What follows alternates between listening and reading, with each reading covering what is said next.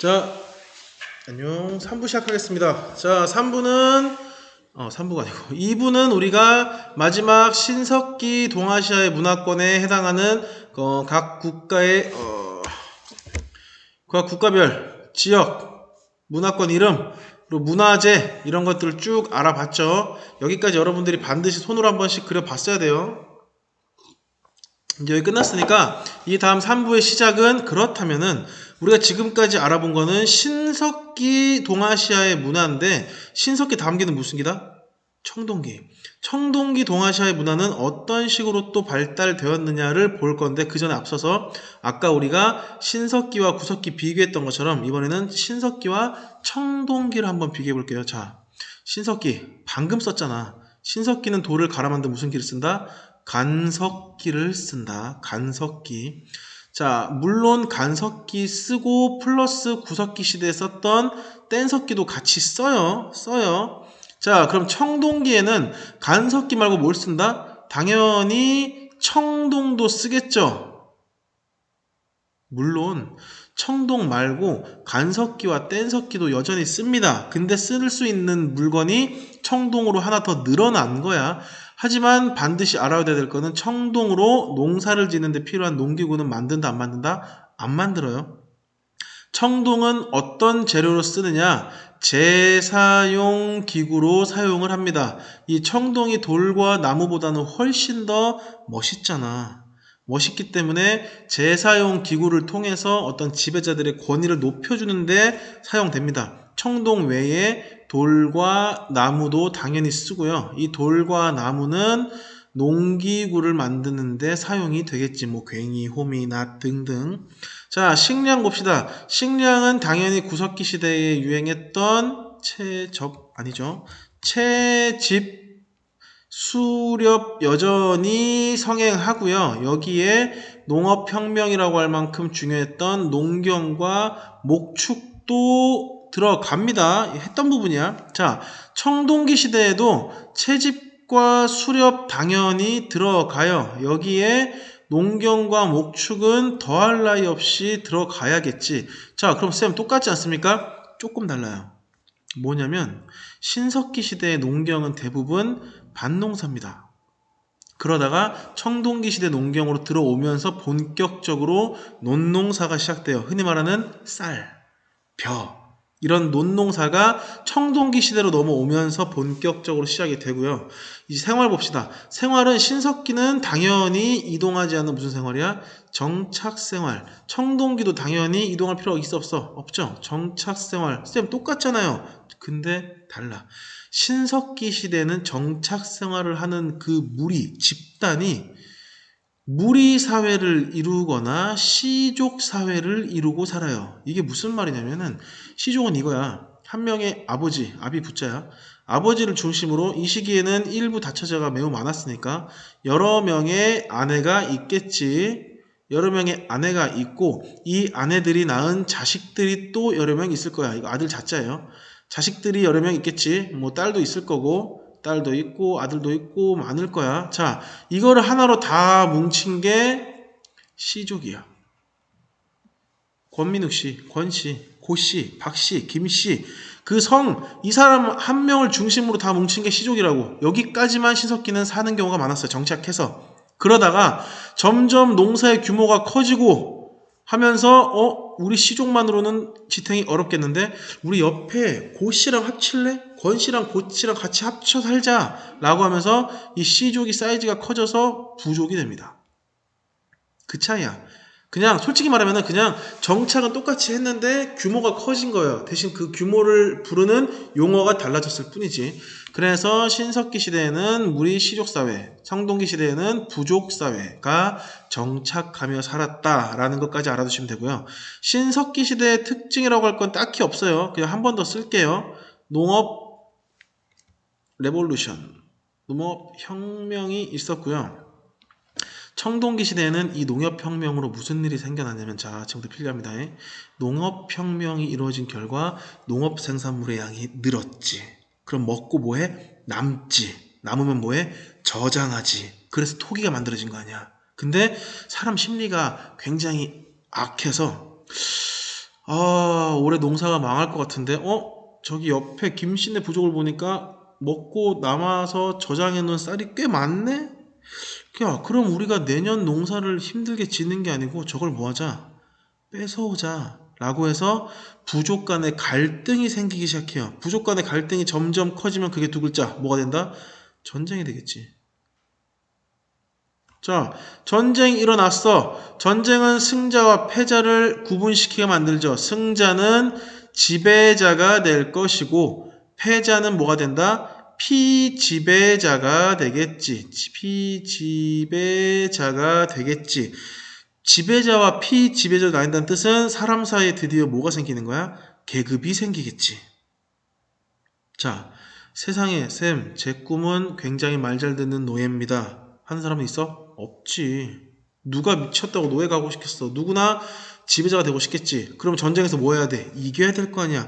전쟁에서 이기기 위해서는 조직적으로 활동해야 돼요. 너는 무기 만들고, 너는 밥 짓고, 너는 이동하고, 너는 운반하고, 너는 뒤에서 망봐, 너는 전투에 참여해 라고 조금 더 부족을 조직화시켜서 전쟁에 나서야 될 필요성이 생긴단 말이야. 그래서 뭐가 만들어져? 국가. 자, 그래서 결론은 청동기 시대에는 부족 간의 갈등, 전쟁이 생기고요. 전쟁 결과 계급이 생기고요. 좋은 계급을 갖기 위해서 국가를 만들어 싸웁니다. 이 세 가지가 청동기 시대에 하면 빼놓을 수 없는 절대 알아야 할 세 가지 키워드야. 알겠습니까? 자, 그러면은 신석기와 청동기 시대 구분은 여기까지 하고요.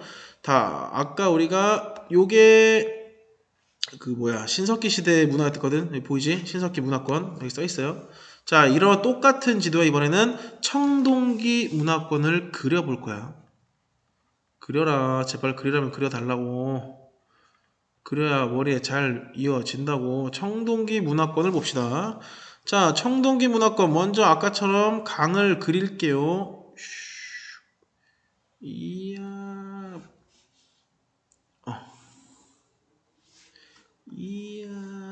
자, 그냥 강은 얘들아 어디 있는지 알면 되니까 여기는 그냥 간단하게 그릴게요. 유화, 황어, 창장강.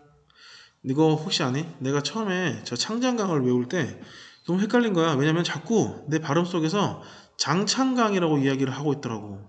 뭔가 장창강이 더 입에 익어요. 그래서 창장강, 장창강 전화를 헷갈리면 어떡하지? 어떻게 외우지? 고민을 한 끝에 이렇게 외우기로 했어. 자, 세 글자잖아. 강을 써요. 맨 앞에 강은 두 획이고요. 두 번째 강은 한 획이고요. 세 번째 강은 없어. 슉슉슉 없어. 이게 창장강이야. 얘들아, 원래 유치한 게 오래가. 그냥 이렇게 외우면 되겠네 할 때는 해보세요.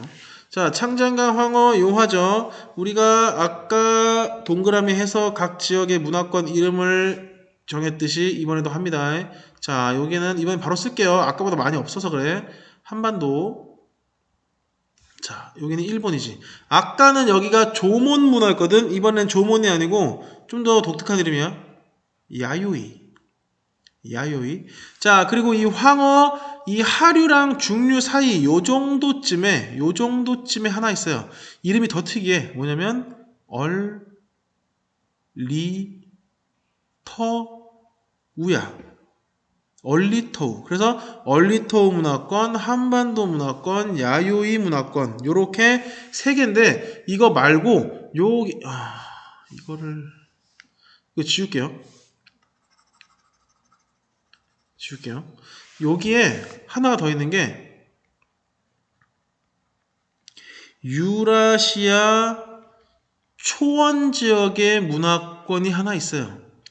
우리가 첫 강의에서 여긴 유목민들이 사는 곳이야. 왜? 날씨도 건조하고 비도 안 오거든 하는 유라시아 초원의 문화권이 하나 있고, 마지막 하나, 여기는 신석기 시대에 안 배웠던 곳인데 요쯤에 여기는 베트남과 중국의 경계쯤 돼요. 그래서 이 지역에 동선 문화권이라는 문화권이 하나 있어. 요렇게만 알면 돼요. 교과서에 다른 문화권들 여러 개 나와 있거든. 그거는 시험에 나오지 않아요. 여러분들이 알아야 할 문화권은 딱 이렇게 5가지만 알고 있으면 돼. 자, 그러면 아까 했던 거랑 똑같이 그림을 한번 그려 봅시다. 제발 그리자면 그리자. 자, 한반도 문화권의 대표적인 청동기 쓸게. 자, 지금 우리는 뭘 보고 있는 거야? 청동기 유물을 보고 있는 거야. 청동기 문화권. 자, 한반도에서 있는 대표적인 청동기 문화 요거. 빠밤밤밤밤밤밤밤밤. 빰빰빰빰빰. 이거 뭐야? 동검. 무슨 동검? 비파형 동검. 비파형 동검이 한반도의 대표적인 청동기 유물이고요. 하나 더 있지. 빰빰빰빰빰빰빰. 이거 뭐야? 너무 쉽지 않니? 고인돌. 했던 부분이잖아. 금방 익혀요. 자, 한반도의 대표적인 청동기 유물은 비파형 동검과 고인돌 있고요. 이번에는 일본 먼저 봅시다. 일본의 야요이 문화권은 이거 되게 독특한 모양인데 요렇게 돼 있어요. 이렇게 손잡이처럼 돼 있고 밑에 이렇게 크게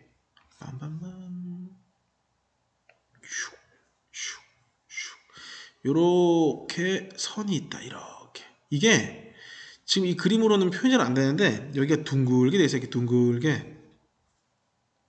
이게 뭐냐면 동으로 만든 종이에요. 동탁.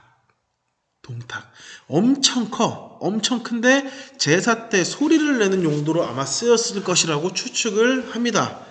네, 그래서 이거를 동으로 만든 종이라고 해서 동탁이라고 불러요. 이거는 일본 야요이 문화권의 청동기 유물이라고 보시면 돼요. 자, 이제 얼리토우 문화 봅시다. 얼리토우는 여기 뭐가 있냐면은 요렇게 생겼어. 요렇게 생겨가지고 이렇게 돼 있고 네모가 막 이렇게 있어. 다리가 이렇게 길어. 여기 안에도 하나 있겠지. 이렇게. 이게 뭐냐면 네 발 달렸잖아. 네 발 달린 솥이에요. 네 발 달린 솥. 이게 여기도 무늬가 이렇게 있어가지고 실제로 굉장히 큰 사이즈예요. 큰 사이즈인데 딱 유물 보면은 정사각형의 길쭉하니 뭔가 속같이 생겼네. 근데 밑에 네 발이 달렸네. 이게 얼리토우 지역의 청동기 유물이라고 보시면 됩니다. 얼리토우 문화권이야. 자, 2개 남았습니다. 유라시아 초원 지역은 이렇게 자 길거리에 다시 할게요. 자, 요렇게 돌이 박혀 있어. 돌이 이렇게 어느 지역, 여기는 뭐 하는 곳이다 라고 하는 것처럼 돌이 이렇게 막 박혀 있고 그 사이에 엄청 큰 돌이 이게 벙벙 서 있어. 마치 고인돌처럼. 그래서 이거를 우리는 뭐라고 부르냐? 그 돌이 굉장히 넓적한 판때기 모양이야. 판석으로 만들어진 묘예요. 판석묘. 유라시아 초원 지역의 무덤 양식입니다. 왜냐면 이 유목민들은 어차피 다시 돌아오지 않아. 누군가가 죽으면은 옛날 군인들이 전쟁터에서 나가 죽으면은 총 이렇게 세워놓고 그 총 위에 군모 이렇게 얹혀놓고 가잖아. 여기 이거 군번줄 걸어주고 전쟁 영화 보면 알 텐데 여기 다시 찾아오지 않아요. 전쟁 끝나기 전까지는 못 오지. 오다 내가 죽는데. 그래서 굉장히 성의 없어 보일 수는 있지만 이 유목민들 사이에서는 최선을 다한 묘에 죽은 사람을 기리기 위한 방법이야. 판성묘. 자, 마지막 이 동선문화, 베트남에 있던 청동기 동선문화에서는 어떤 유물이 있냐? 요렇게 위에 동그라미 마치 그 신석기 양사호 문화처럼 요렇게 돼 있는데 좀 밑에가 다른 게 이렇게 돼서 요렇게 이거는 청동으로 만들어진 북입니다. 쌤, 청동으로 만들었으면 때려도 북소리가 안 나지 않습니까? 안 나죠. 앞에 청동자가 붙잖아. 그럼 뒤에 단어들은 기능을 상실해요. 청동북은 치는 북이 아니야. 청동거울도 보는 거울이 아니고 청동검 이걸로 싸우게 안 싸우게? 안 싸워요. 얘들아, 청동검이랑 돌검이랑 딱 부딪히잖아. 돌검이 이겨요. 청동검, 청동북, 청동거울. 너네 이거 옛날에 수업 시간에 봤을 텐데 이렇게 생긴 청동거울 딴딴 이렇게 생긴 이런 청동 거울, 청동검, 청동북은 다 무슨 용도야? 제사 용도야. 실용적인 용도가 아니라고. 자, 그래서 유라시아 초원의 판성묘, 얼리터우 쪽에 네 발 달린 솥, 한반도의 비파형 동검과 고인돌, 야오요이 문화권의 동탁, 마지막 베트남 동선 문화권의 청동북까지만 알아두시면 됩니다. 비교해볼까? 빰빰. 자, 판성묘 비슷하지? 와우. 다시. 자, 판성묘 이렇게 생겼죠? 이렇게 생긴 판성묘랑 내가 그린 거랑 얼추 비슷하지? 자, 네 발 달린 솥은 여기는 없고요. 교과서에 있습니다. 꼭 보세요. 이거 진짜 많이 나와. 자, 그리고 고인돌과 비파형 동검도 당연히 알 거고, 요렇게 생긴 동탁은 요겁니다. 요거 비슷하지? 자, 이거는 안 봐도 돼요. 나중에 필요하면 개인적으로 할게요. 자, 마지막 베트남 동선 문화권의 청동북은 요렇게 생긴 거. 비교되죠? 비교되죠? 자, 그래서 여기까지가 청동기 문화권 동아시아 였고요. 마지막 빈칸만 채고 끝냅시다. 자, 16분 지났네. 한국은 고인돌과 비파형 동검, 중국 랴오강 부근에는 고인돌, 이거는 뭐 그냥 놔두세요. 그리고 황허강에는 아까 말했죠. 네 글자 무슨 문화? 얼리터우 문화. 청동 술잔도 있고요. 네 발 달린 솥도 있는데 이 네 발 달린 솥이 시험에는 훨씬 잘 나옵니다. 이 상은 뭐냐면 이 청동 술잔은 하나라에서 만든 술잔이고요. 이 상은 네 발 달린 솥은 상나라에서 만들었어요. 중국 최초의 국가가 이 나라야. 하나라. 그 다음이 이 상나라야. 그 다음이 주나라야. 이건 이제 이따 할 거야. 그냥 이게 국가 이름이구나 라는 것만 알아두시면 돼요. 그리고 일본의 무슨 문화였어? 야요이 문화였고, 야요이 문화에서는 농기구 말고도 동탁이라는 것이 있었다는 거. 요거죠. 요거 반드시 알아두세요. 농기구는 사실 당연한 거잖아. 농사 짓고 사는데 농기구 없는 게 말이 되니? 자, 그래서 마지막 베트남은 동선 문화가 있었고, 여기는 청동북, 이렇게 생긴 청동북이 있었다라는 것까지가 여러분들 3부 내용 끝입니다. 자, 1, 2, 3부 동시에 다 들었어야 돼요. 다 들은 친구들은 성공한 거고, 다음 시간에는 이제 우리가 신석기와 청동기까지는 전부 다 끝났으니까 청동기 시대의 전쟁 결과 뭐가 생긴다? 계급과 국가가 생기죠. 그래서 지금부터는 다음 시간에 하, 상, 주, 진, 중국의 최초의 국가, 그 다음 국가, 그 다음 국가, 그 다음 국가 차례대로 국가의 성립과 발전에 대해서 알아보겠습니다. 자, 10분짜리 하나, 15분짜리 하나, 17분짜리 하나, 42분 정도 했네. 요 정도는 한 번에 봐줘야지. 그래도 공부할 거면. 고생 많았고, 다음 시간에 3번으로 그 수업 3강으로 볼게요. 자, 안녕. 좋아요, 구독 눌러주세요.